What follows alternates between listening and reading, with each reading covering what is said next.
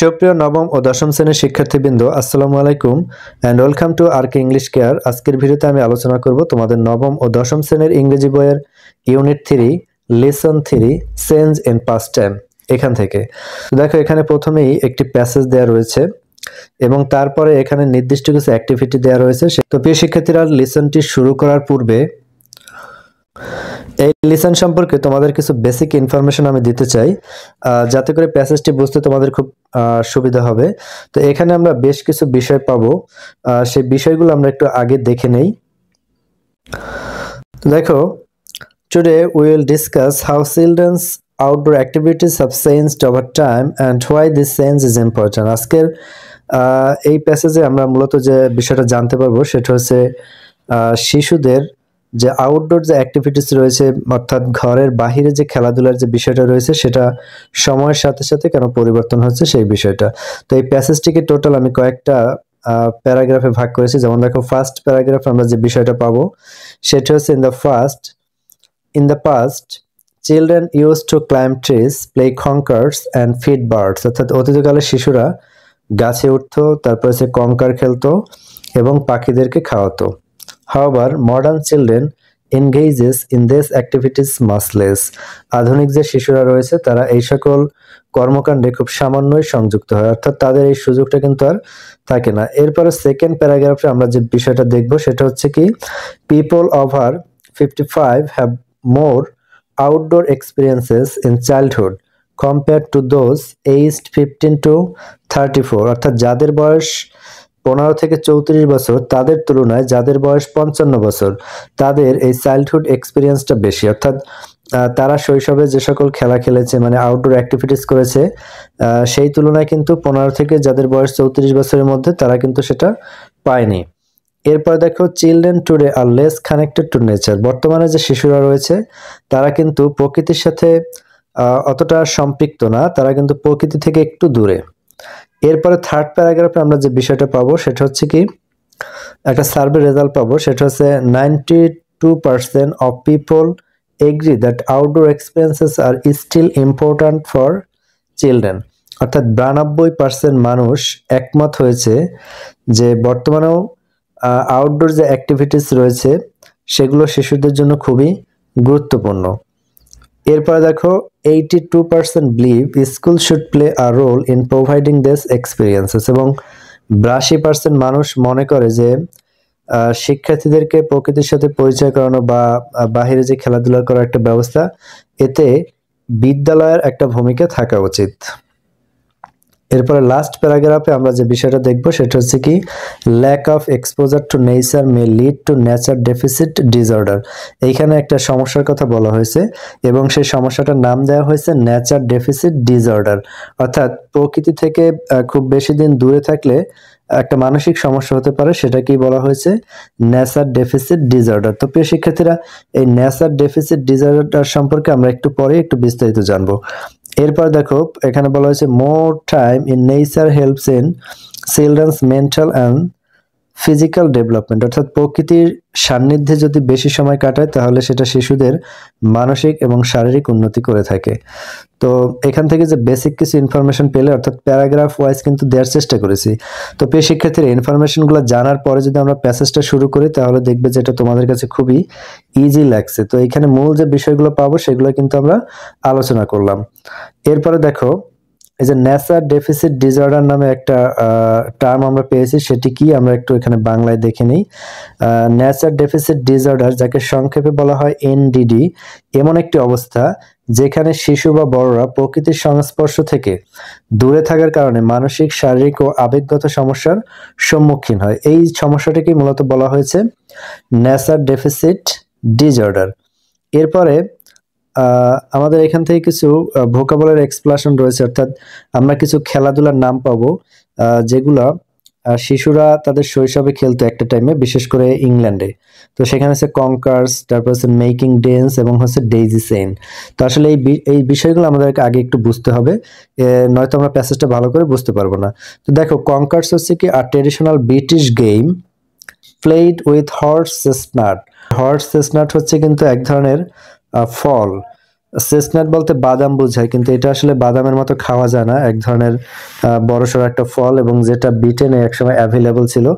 তো শিশুরা এই ফলকে রশির মাথায় বেঁধে তারপরে খেলাধুলা করত। আর এটা কি বলা হয়েছে? কঙ্কার্স। এরপর হচ্ছে dens, a small shelter made for playing or hiding, অর্থাৎ লুকানোর জন্য শিশুরা এক ধরনের শেল্টার তৈরি করত, এবং এইটা কি বলা হয়েছে? Making dens. এরপরে ডেইজি সেন্স, এটা কি? এটা হচ্ছে এক ধরনের মালা যা মূলত ডেইজি ফুলের কাণ্ড ছিদ্র করে একটার সাথে আর একটা গেঁথে তৈরি করা হতো। তো যদি আমরা একটু সহজভাবে বলি তাহলে এটা হচ্ছে ডেইজি ফুল দিয়ে তৈরি করা মালা। এটি শিশুদের মধ্যে জনপ্রিয় একটি বিনোদনমূলক কাজ, যেখানে তারা গলার মালা, মুকুট বা ব্রেসলেট তৈরি করে। এটি বিশেষ করে ব্রিটেনের ঐতিহ্যবাহী একটি শৈশবের খেলা। তো প্রিয় শিক্ষার্থীরা, আমরা যে প্যাসেজটা এখন পড়বো সেই প্যাসেজটা কিন্তু আসলে বিবিসি সংবাদ 2010 সালের বিবিসি একটা সংবাদ থেকে নেওয়া হয়েছে, একটা সার্ভে রিপোর্ট। তো সেক্ষেত্রে কিন্তু এটা কিন্তু বাংলাদেশের কনটেক্সটে কিন্তু জরিপটি করা হয়নি, এটি কিন্তু ব্রিটেন বা ইংল্যান্ডের কনটেক্সটে করা হয়েছিল। তো এরপরে দেখো যে কনক্লুশন আসলে কিভাবে দেয়া যায়। We live in a digital age but nature is still crucial for children's wellbeing, how can we encourage more outdoor activities, একটা প্রশ্ন রেখেছে।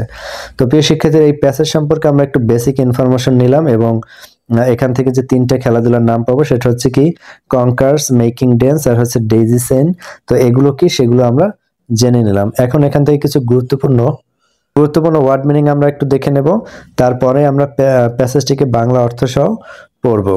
তো প্রিয় শিক্ষার্থী, এখান থেকে গুরুত্বপূর্ণ ওয়ার্ড মিনিং হচ্ছে দেখো, পাস্ট টাইম মানে হচ্ছে চিত্ত বিনোদন। এরপরে ডেক্লাইন মানে হচ্ছে হ্রাস পাওয়া। কঙ্কার্স, হর্স চেস্টনাট, অর্থাৎ কঙ্কার্স কি সেটা তোমাদেরকে আমি একটু আগেই বলেছি। এবার ডেন্স হচ্ছে শিশুদের তৈরি লুকানোর জায়গা বা আশ্রয়স্থল। ডেইজি সেন্স, এটা হচ্ছে ডেইজি ফুলের মালা। সার্ভে মানে হচ্ছে জরিপ। এক্সপিরিয়েন্স অভিজ্ঞতা। জেনারেশন প্রজন্ম। পাবলিক হচ্ছে সাধারণ জনগণ। এরপর ইম্প্যাক্ট প্রভাব। ওয়েলবিং সুস্থতা। সোশ্যাল স্কিলস সামাজিক দক্ষতা। কনসিকোয়েন্স মানে হচ্ছে পরিণতি বা ফলাফল। নেচার ডেফিসিট ডিসঅর্ডার প্রকৃতির অভাবে সৃষ্ট সমস্যা। তো এটারও বিস্তারিত কিন্তু তোমরা একটু আগেই জেনেছো। এরপর হচ্ছে প্রোভাইড মানে হচ্ছে প্রদান করা। এনকারেজ উৎসাহিত করা। ইম্পর্ট্যান্ট গুরুত্বপূর্ণ। এডুকেশন শিক্ষা। এনভায়রনমেন্ট পরিবেশ। অপরচুনিটির সুযোগ। তো প্রিয় শিক্ষার্থীরা, এখান থেকে গুরুত্বপূর্ণ ওয়ার্ড মিনিং গুলো তোমরা দেখে নিলে। এখন আমরা একটু প্যাসেজটাকে বাংলা অর্থ সহ পড়ব। Traditional childhood pastime of climbing trees and playing conkers are in decline according to a survey by RSPB, এবং RSPBর ফুল মিনিং হচ্ছে দেখো, royal society for the protection of birds. RSPBর একটা জরিপে দেখা গেছে শৈশবকালীন ঐতিহ্যবাহী কিছু চিত্ত বিনোদন যেমন গাছে ওঠা এবং কঙ্কার্স খেলা, যেগুলো দিন দিন হ্রাস পাচ্ছে। It is a charitable organisation registered in England and Wales, এটা হচ্ছে ইংল্যান্ড এবং ওয়েলসে নিবন্ধনকৃত একটি দাতব্য সংস্থা। The survey shows that people under 34 recall far fewer such childhood outdoor experiences than people over 55 according to a survey by RSPB.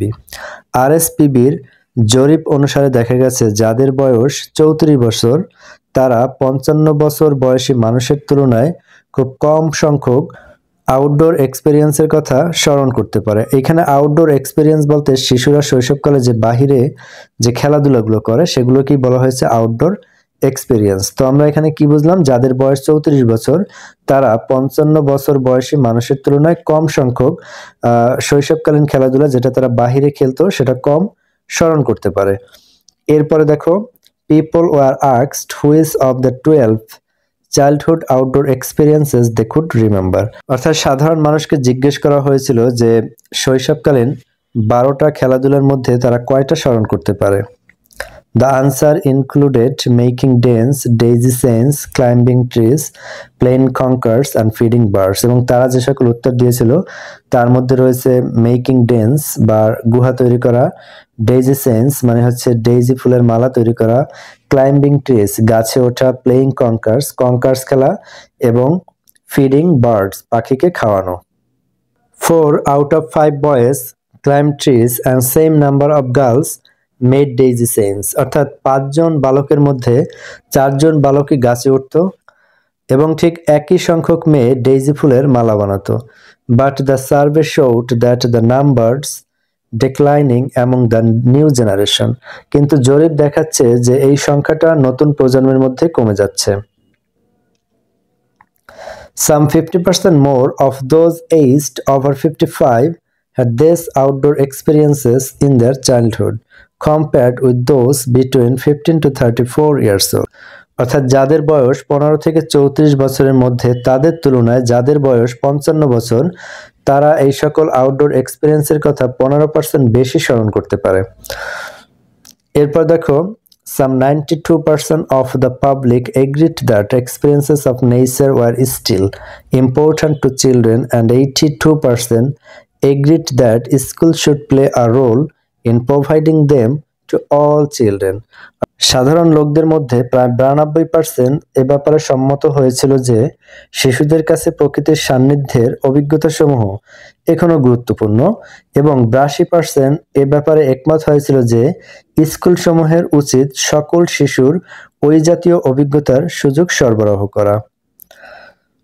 এরপর দেখো The survey has highlighted the positive impact of contact with nature on a child's education, health, well-being and social skill.